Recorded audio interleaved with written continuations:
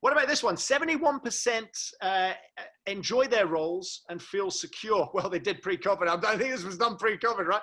71% enjoy the roles, feel secure, or generally satisfied with both the remuneration and aspects of their role.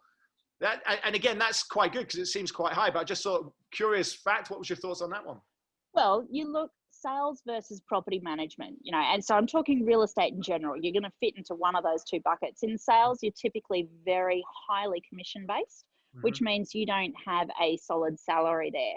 Some people like the security of having a salary. So therefore, even though it's not as high as what a sales agent might earn, there's less risk involved.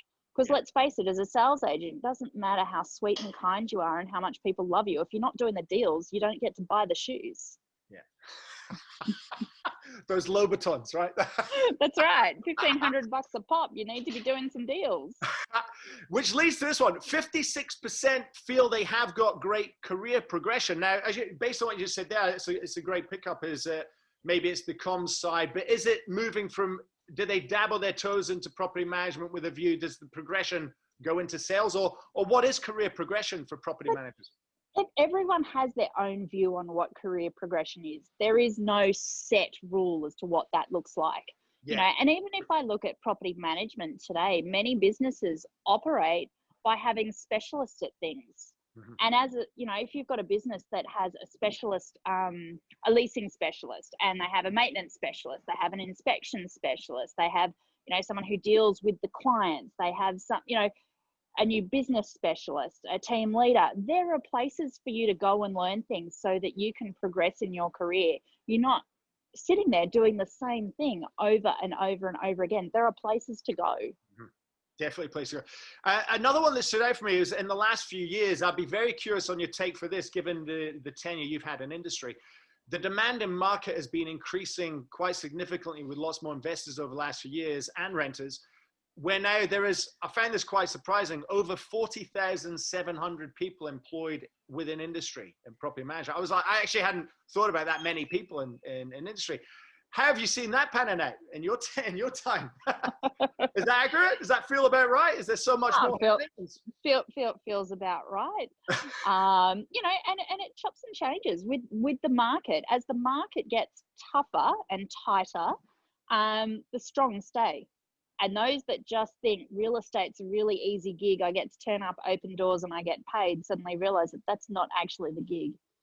You know, it's the person who has the connections with the people that they're dealing with and has the ability to finesse a scenario and get the best out of it for all parties will be the one that stays. That's not a skill that everyone has.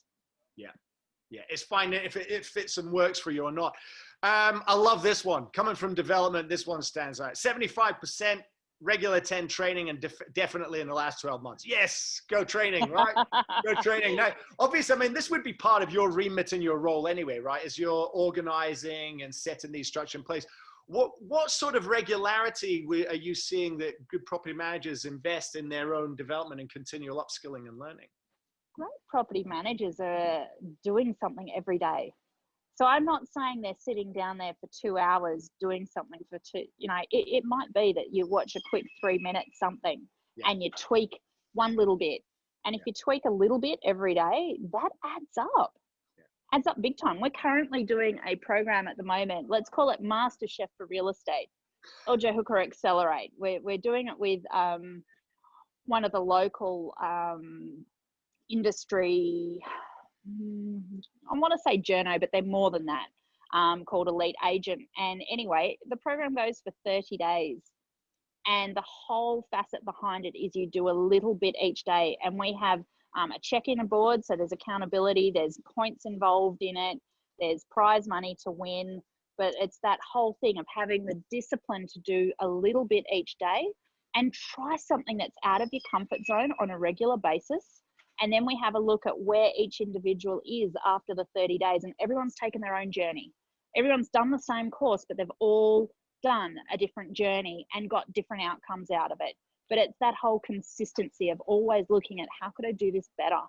Yeah, love it. This was made perfect sense when I see it. What identified as the priority list for principals within business? 1, grow the rent roll. 2, increase productivity. 3, set up sustainable processes. 4, adopt modern technology. 5, upskill staff. 6, retain staff. Like that was pretty much a top-down order. Is that sound like, is there any way you tweak or change or refine or anything you'd add to that list? Yeah, I wouldn't necessarily have it in that order. And it's, you know, the order is different for every business. Of course, it's going to be contextually based on the motivations of that principal driver. This was just some...